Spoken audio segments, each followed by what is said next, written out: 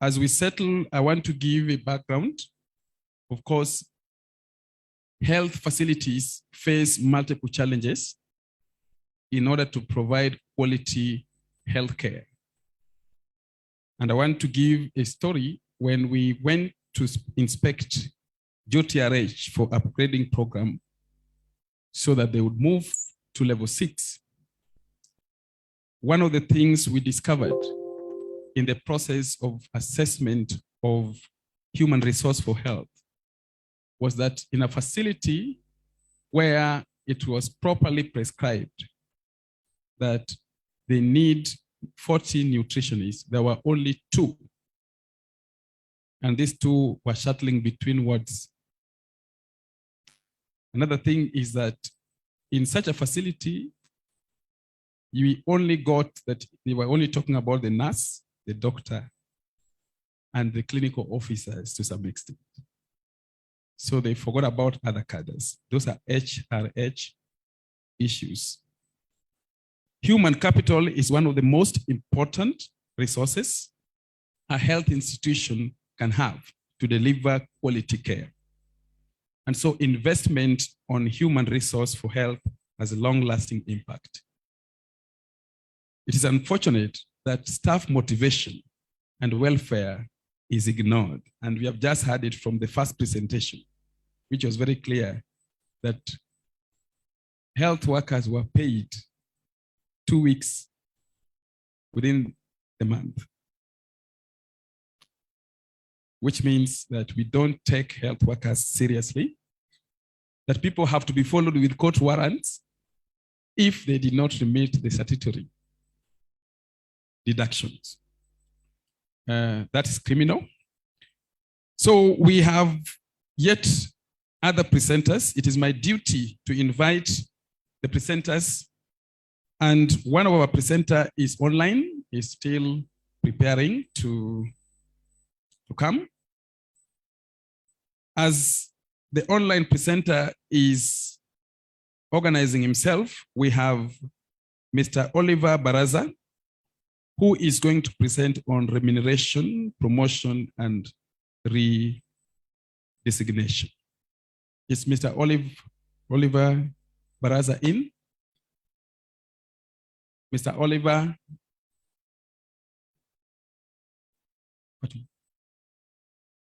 Okay. We am advised that Fatuma is coming.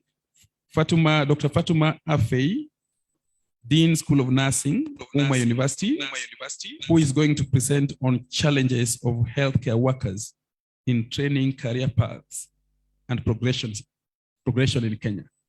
Karibu, Fatuma. Can we give her a round of applause as she's coming? She's online. So we are going to have her online. The technical team is ready. You can have her on. Still, we can give her a hearty clap because she's coming.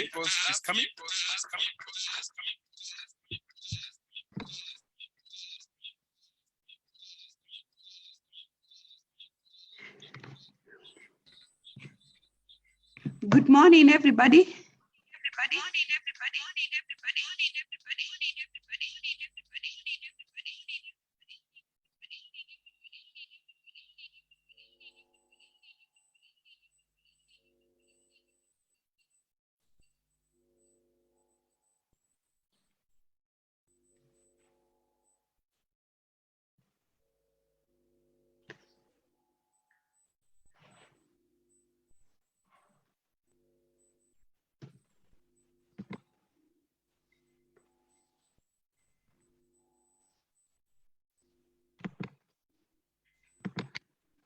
Hello. There's a lot of echo coming back to me.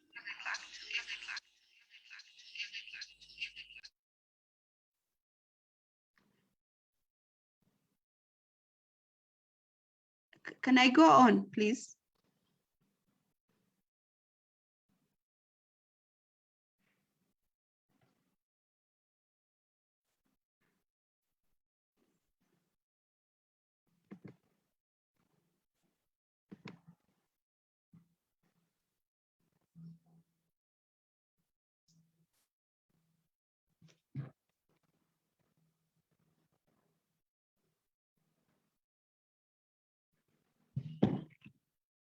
Good morning. Can I go on, please, and project my work?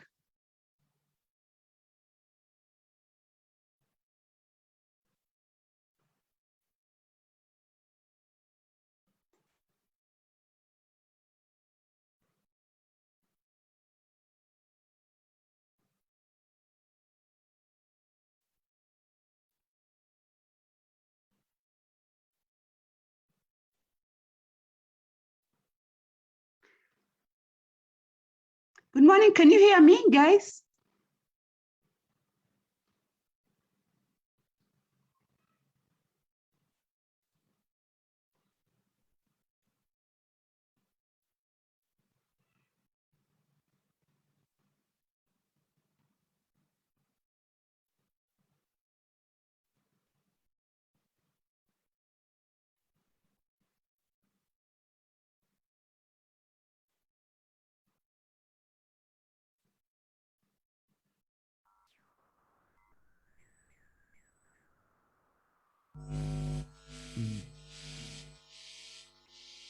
If you are using two gadgets, please, you can put off one.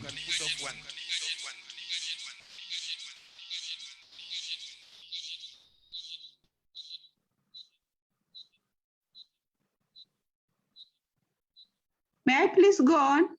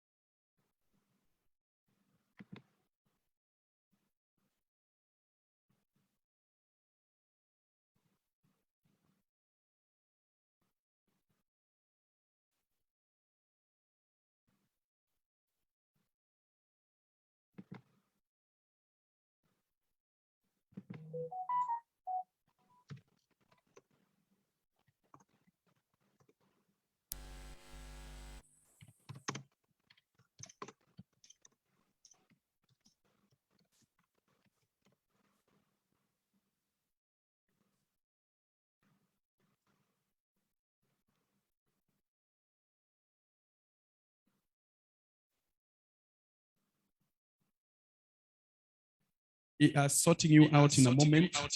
So please hold on as we do your program. Please, as we wait, let us invite our earlier presenter who missed, Dr. Lucas Nyabero. Please, if you're ready, come and present. Dr. Lucas is presenting on the economic impact of therapy choices. So you will be presenting physically, and then we'll get back to Dr. Fatima thereafter.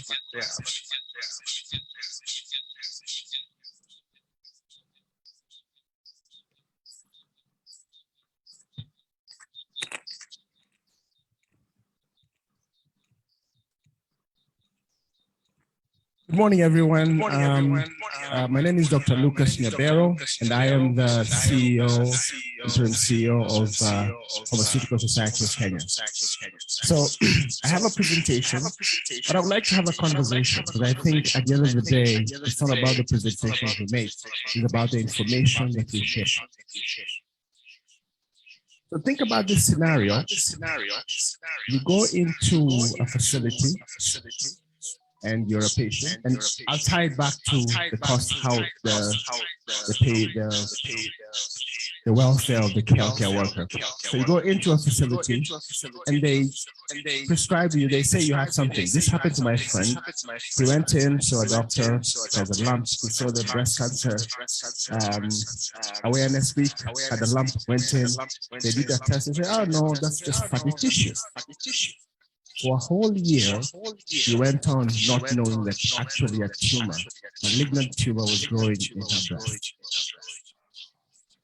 Fast forward a year after, she had to go through, she was on stage 4 and had to go through very expensive chemotherapy. You understand that?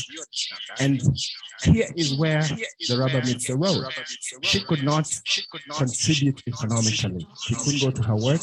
She had a business. She had kids to take care of, and she was just out. So what am I trying to say? Therapy choices. How do you pick out what you're treating?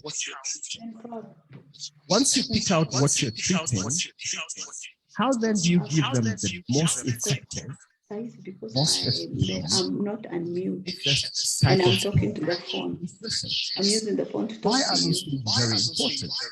You can't mute me because how will I talk? When you're sick, you're out of the I economic. can put off my phone. My phone is, I'm not on my phone. So we are spending money on you and you're not generating any, because face it, you're not feeling well, you don't have the capacity. I think when you unmute on yourself, on your side, then allow me to talk, then see if you can hear it. Then just call me on the phone, tell me to go ahead. Pick the right medication. Your disease period of being sick. Yeah, I can hear. I'm listening. See, I'm listening to the person. I can hear clearly Based on from that side. statistics in the US, several papers have been written, and the cost of medication errors. I'm not talking about other things, medication errors, inappropriate prescribing. The cost of inappropriate prescribing and medication errors in the US is between 20 and 40 billion economic activity a year. 20 to 40 billion. Okay, we are all scientists here. Just do some quick math. Comes to around between $60 and $130 per capita. If you extrapolate that and use it straight in our 50 million population, we're talking about between 3 to 7 billion US dollars of economic activity that is robbed due to medication errors only. If we didn't spend that, or if we were able to generate that 7 billion, why do we have a problem paying healthcare workers? Why would we have a problem building roads? Why would we have a problem doing the things that we are asking for to be provided? And that is just one sector. That's just medication. So the question is, do we have technology, the knowledge? Here's a big one, the political end, management, impetus, drive to pick the right care. Why should I give you an antibiotic this time? You come back in 2 weeks. Okay, depression medication, I give you Zoloft this time. You come a couple weeks, I give you Wellbutrin. Come again another couple months. Why didn't I do a pharmacogenetic test and know exactly what I can give you? That you don't have the capacity to use Zoloft. You're a person who's going to use Wellbutrin. And we give you that immediately and you start being well from then. We are not trying. This is technology that is there. What I always hear is, because I do pharmacogenetics, what I always hear is it's expensive to invest in it. Okay. If you invest in one machine, for example, everybody will get their genome mapped once. You don't need to do it twice because that's the same thing. That information can be put in your database. And from that information, we can at all times prescribe what you need. I have patients that have moved from Lipitor, which is atorvastatin, and I moved them to Crestor, rosuvastatin, because Lipitor was giving them rhabdomyolysis and they were not able to participate in the economic activity. And when we changed to rosuvastatin, their cholesterol was managed and they were still able to contribute to the economy. So what am I trying to say? I'm trying to say a few things. One, the education we've gotten supports us and gives us the knowledge to do what we do. So one, how can we practice at the top of our license, where you do what you know best, what you went to school to, what you're passionate about, and make sure that when you do that, you do it to the best you can. You know that the adage is, if you're sweeping, sweep the best where you can sweep. That's one. Number two, do we have the political and management drive to invest in items that are expensive now, but over a period of time are cheaper? Number three, do we care about our patients? Do we really care about our patients? Do we want them to get well and get back into the economic contribution? That's a rhetorical question, Because if you did, if this is your family member, you want to give them the best medication that is most effective, most efficient, and the safest. So that's another thing. Do we really care about that? Do we really care about the care worker, the healthcare worker? Are we investing in education? Are we investing in technology? Are we investing in tooling them to give the best they can to our patients? So how does that come back to why we're here today? We can talk dollars and cents or shillings and cents about how much we're being paid. But it will always come back to, here's our budget. This is what we have in our budget. And they'll say, we don't have money. Supposing we turn that around, what value are we bringing to the healthcare of people? If you're bringing that much value and people understand the value you're bringing, purchasing decisions are emotional decisions. They are rarely logical. That's why people will have 3 phones, and you see the difference of why they're carrying 3 phones. It's good. It's nice to have 3 phones, but it's all emotional. The question, what am I trying to say, is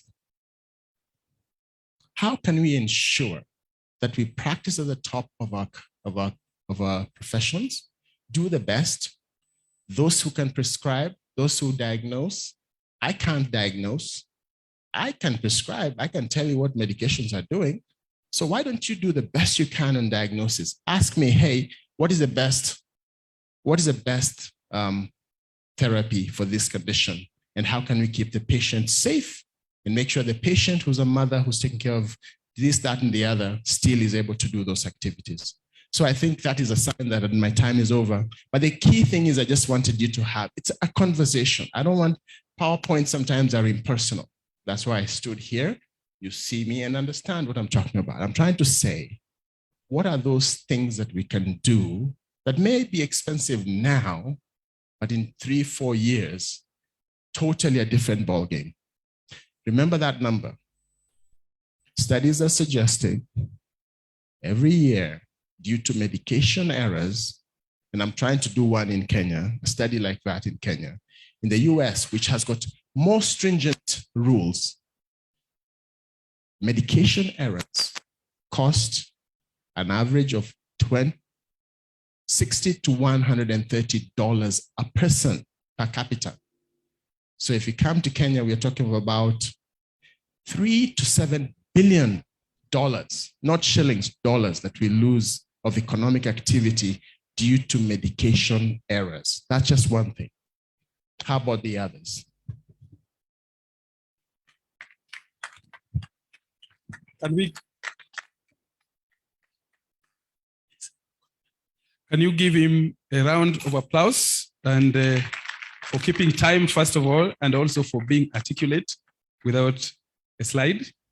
I now want to call my co-chair, Wako, to come forward and take over.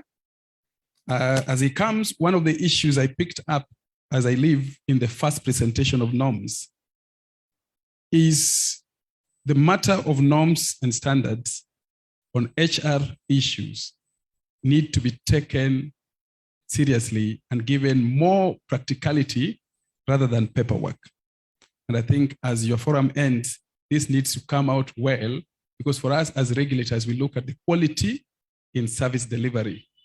And when we talk of quality, then we look at the person who provides the quality. Are they employed to the numbers prescribed by those who designed this is the ratio we need a population? I think that's my end. Put your hands together as we welcome Mr. Wako to come and take over.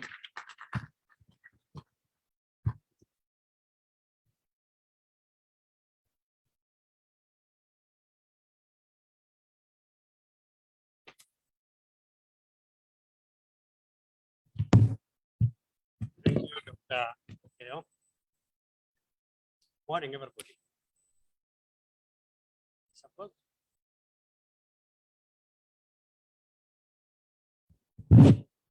in an event like this, we should be timely in terms of the presenters I know the person who have just presented really kept time. Therefore, let's keep time. It is now my humble pleasure to welcome. For some of us who might have an old program, the reading might not be correct. So I'm made to understand that we are going to have Dr. Mwai, who will take us through the role of advocacy in healthcare financing. Dr. Mwai, online. Can you give him a round of welcome? I'm seeing people who are behind there just relaxing. Okay, Dr. Mwai, it's your time.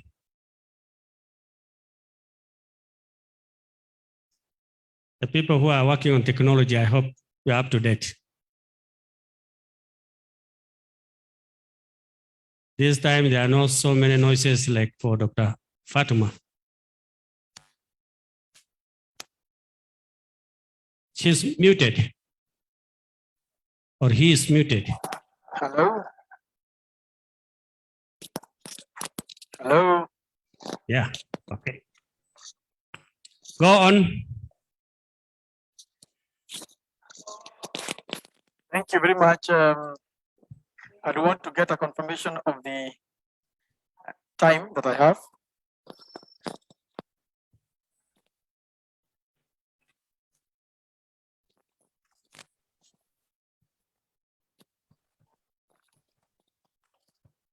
Hello? Hello? Dr. Mwai, go on. Time. I have sent my... Yes, you have 15 minutes. I have sent my slides, hoping that I'm waiting for them to be projected. Yes, you have 15 minutes. The guys who are dealing with technology, can you project?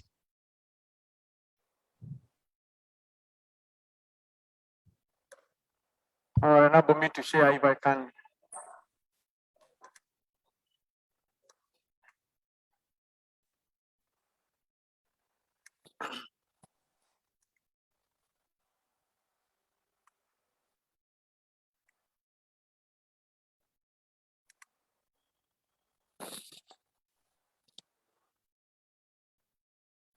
No, 2 minutes is gone.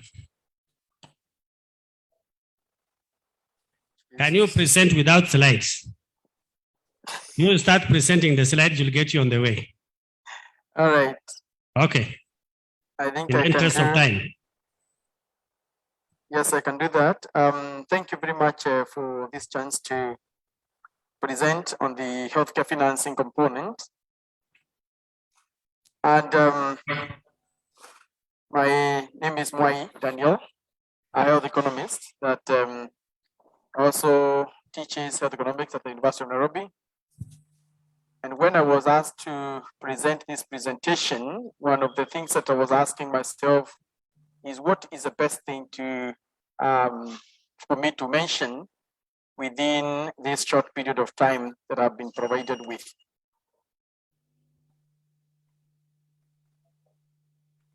So I labeled my presentation as advocacy in improving health financing, why and where, in a way to put in some insights that will translate into us thinking about where do we want to go, where do we want to get the resources from, and how do we actually do that? And what is the main challenge that we are experiencing in provision of these resources that we so much need to provide our care.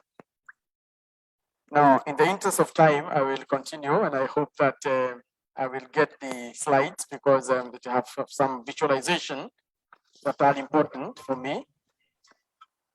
And I'm wondering why it has taken quite long. I'll take short time, so don't worry about time. I will keep time.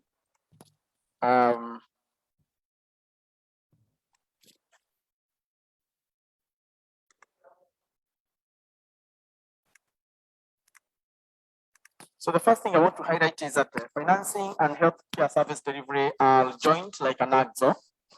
There's a link between financing and the service delivery, with financing providing the most needed inputs to actually receive the services. So if we don't think about financing for healthcare and in general, including the key components that we have, like the human resource components, then we lose the soft skills or the soft investments that we require that are necessary for achieving universal health coverage and even pushing the agenda of health as we know it. Now, the universal health coverage is a critical component as of now, as it is the most relevant thing and the ultimate where we want to go as a country. And in this, we are thinking critically the components that have been long forgotten. The issues of preventive and primary healthcare are coming out as critical elements that we need to focus as a country that is not much endowed with resources that would be largely curative. Then we'd be happy to close the gap and reduce the infections that are coming in country to actually get a better sustainable approach for this financing of care. The private sector is critical in this journey, and the private sector not only does it play a critical role, but we find that the literature and data is telling us that almost 45% of Kenyans are seeking care within the private sector. So we cannot talk about financing for health without actually taking into consideration the thoughts that relate to us having the private sector play a more critical role. Now, in a country that is largely capitalistic, the issue of the poor being included and forgotten would largely come in to make sure that even if you have no resources, we should get a way of subsidizing and making sure that your care is paid. But we should not be talking about free healthcare because it does not exist. There is no free lunch. Free every time you find anybody wanting to give you any resource, someone is either paying or there is a motive towards why they are paying. So we should refrain from talking about free healthcare, but all know that that care is actually covered and paid for. Now, the government agenda, as currently outlined, we know that it has prioritized the healthcare as part of the Big Four agenda, and its affordability is critical. And what we need to know is that political goodwill is critical in resource mobilization for healthcare. And it is the healthcare that should be able to take that opportunity, use that goodwill, and make sure that it brings benefits in terms of resources to the healthcare system. Within that Big Four agenda, we know UHC is a critical component there. And universal health coverage, as it is pushed globally, is relating to the issue of providing care to people, all people, and that care should be of quality and accessible to them. And even as we access this, we want them not to incur any catastrophic expenditure and impoverishment, so to speak. Now, when I look at the poor components that are critical, is that these countries that we are in have extremely poor penetration of healthcare insurances, and these are merited as part of the key areas where we are expected to generate revenue. So the social health insurance which we have in Kenya, which is NHIF, we know that it is still a very small contributor into management of healthcare funds, contributing a proportion of around 13% as of now, probably in terms of the expenditure. And with increased with premiums, probably it will go a little bit higher. But if this is a vehicle that is supposed to deliver universal health coverage, then we see there is huge need to know that the vehicle must be capacitated to enable it to provide care and pay for it in terms of purchasing as a strategic purchaser. Thank you. I've seen the slides. Please go down. Another time. Again, go down until I go down. Down, you're going up.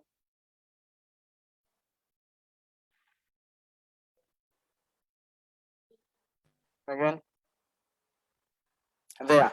So I'm highlighting that then the proper system should be seen to be a desire that everyone should be included. However, we should not by any chance try to include people without providing resources, provide healthcare for them. We tell NHIF to cover for indigents, to cover for everyone, but if money is not available, ideally what happens is that they are unable to actually provide those services. Next. Then the preventive component, we know that from our financing side is that preventive care are more cheaper in the long run as they cut the tap in terms of infections. And we also know that the treating cases be in lower level facilities and early diagnosis, they make sure that the cost does not escalate in a way that we are unable to pay for it as a country. And therefore, primary healthcare is a more cost-effective. And analysis have been done, including of our system, in terms of task shifting services to areas of better service provision with a cheaper cost. But this require investment in soft rather than investment in hard. Next. The private sector, I have highlighted, it is important, and we need to really know that even if as we push the agenda of covering for healthcare services within the public sector and the social insurance being a vehicle for resource mobilization, then it is important for us to really remember that there is almost half of Kenyans seeking services from private sector, and therefore the private sector cannot be forgotten or even left out in this journey to mobilizing resources to pay for care. Next. Next. So the financing we are talking about is ability to actually mobilize resources that are adequate and allocating them to where they are needed. And more importantly, to make sure that they are able to support service delivery in a way that the system does not disadvantage other people. Next. Now, this is what is important for us to remember. One is that the function of financing is not just about looking for where money will come from. And we are all many times starting to look at NHIF as a place where money will come from. But the sources of money are from different places. There's money that comes from household, the one that comes from the private sector, the money that comes from government, and of course, the money that comes from external, who are donors. Those are the only 4 sources of money in a country. But the decision is at the mechanisms level, and this is where we have the agent who is managing the money. After you receive the resources, who is managing those resources? Now, that is where we have NHIF, we have government, we have household out of pocket, and we must start thinking about how do we strategically pay for the care we are receiving, and how do we manage the resources that we have received. So that is the issue of strategic purchasing. Next. So then the role of this good healthcare system then is to, one, correct the revenue, pool the risk so that they are able to purchase the services. Where do we purchase the services and at what cost do we purchase those services at? Next. Now, we have for a long time said that the money should come from government, and we have stated that the Abuja Declaration is a key thing in pushing resources to our side. And we have highlighted that the Abuja Declaration was actually 15% of the government allocation to go to health. We are at 11.5 as of now for 2020-2021, with the counties becoming a key resource mobilization site as well as the MOH national allocation. But the question we need to start asking ourselves is, if we get the 15%, will we have all the resources we require to provide the universal health coverage that we have promised to the Kenyans? Next.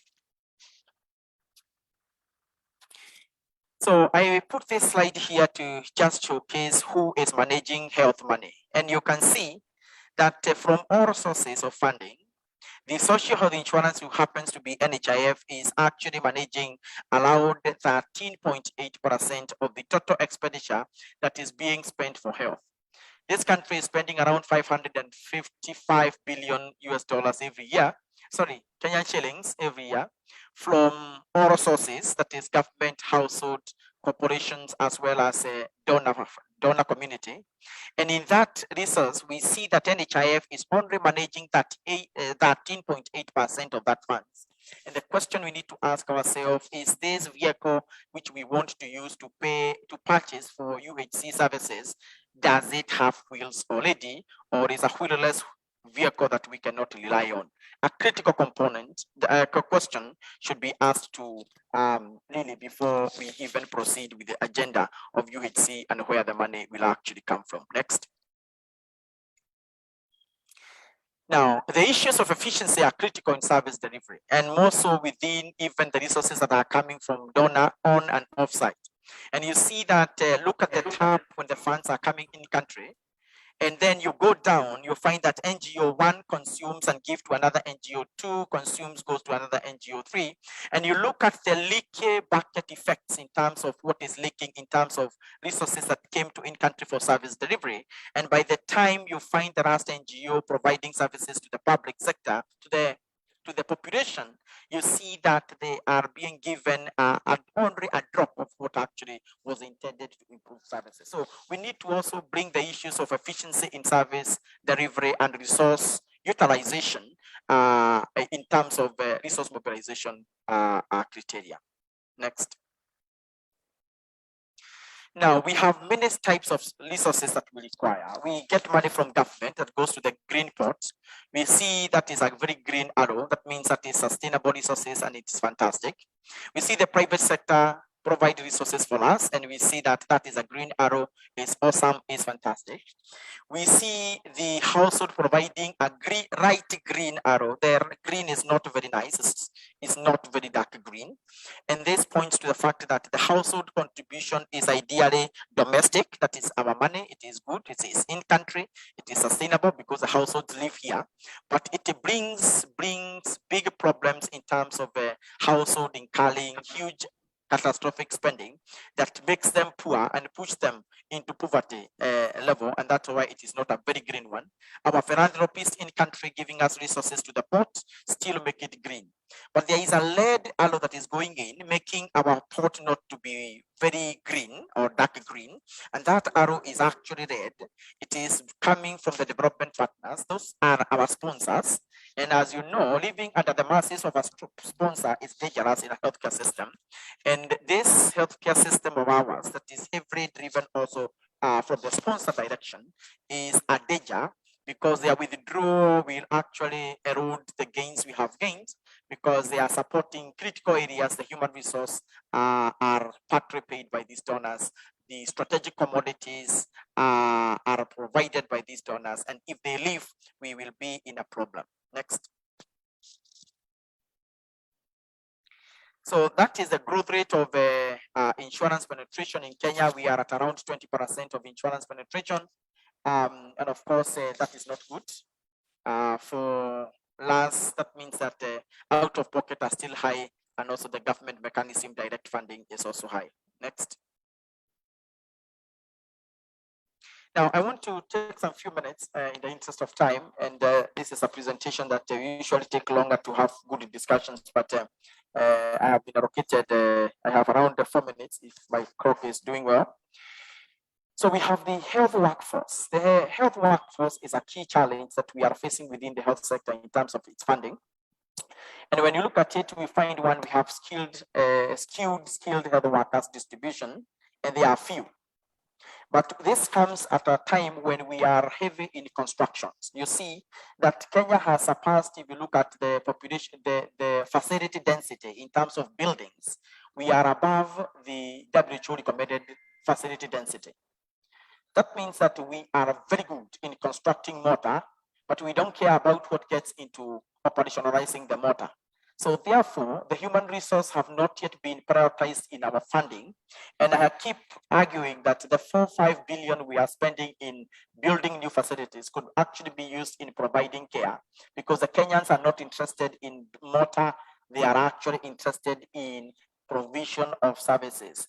Provision of services require hiring of human resources, the right mix of human resources and placing them in facilities, and then provide the other related investments, soft investments that are required for the healthcare worker to provide the services within that setting. Two is that the leadership and governance question comes in with the issue of efficiency in the use of resource availability. And we find that even in the distribution of human resources for health, I was going through them, but I've seen that we have oversupply in terms of, based on the guidelines, of some lower level cadres that we don't actually require much of them, including support staff within facilities, with those facilities lacking in critical human resources that are required. So we need a redistribution and rethinking on how we reorganize the system to make sure that what is necessary is funded and provided for.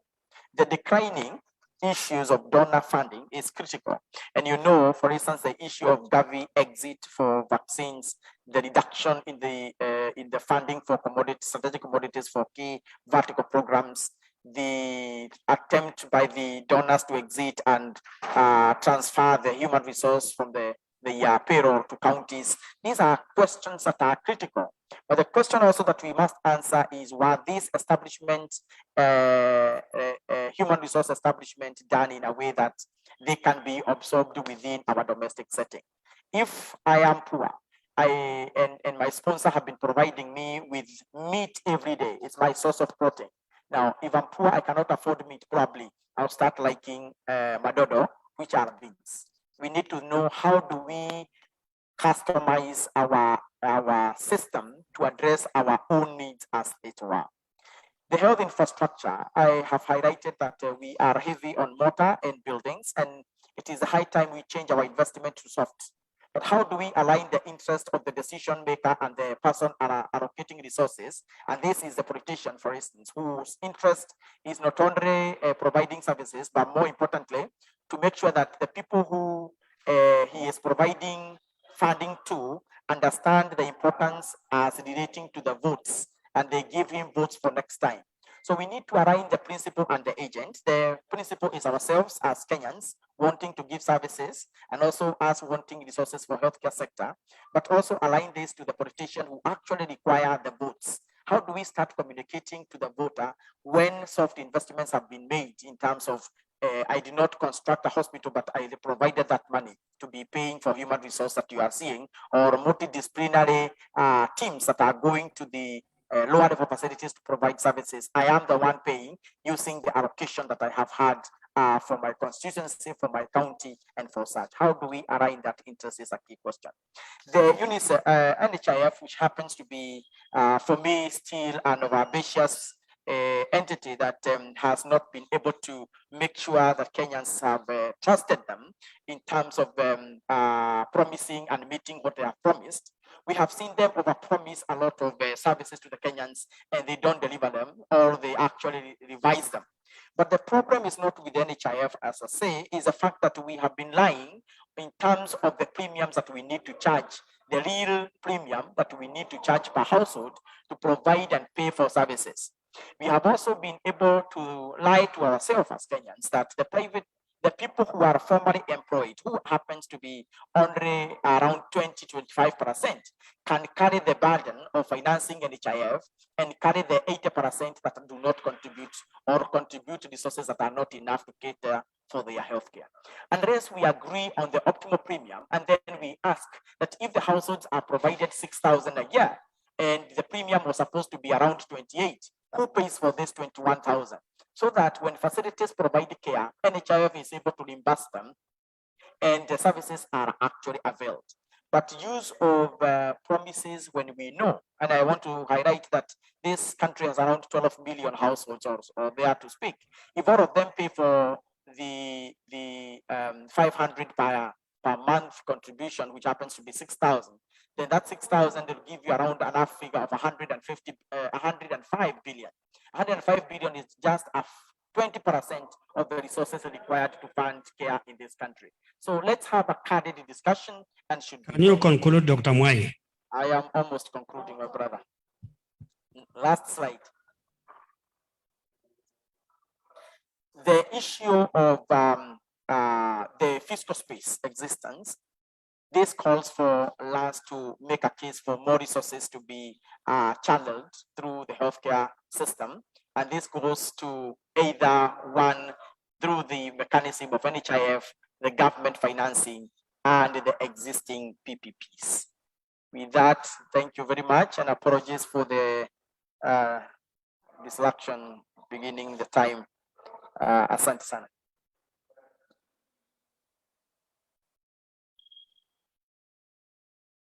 Mwai, hebu mpe makofi ya kilo. 1, 2, 3. Thank you, thank you. I think he has taken up slightly more than the time allocated. The chair has used the discretion. Now, sometimes when you are chair, you can use your own discretion, either to subtract the time or give by 5 minutes extra. Now, we are going to go to the panel discussion, which is going to be moderated by Dr. Mercy Korir. I hope and believe she's within the tent here. Dr. Mercy Korir. Yeah, she's coming. Hebu mpe makofi ya kilo as she's coming over to the podium. Yeah.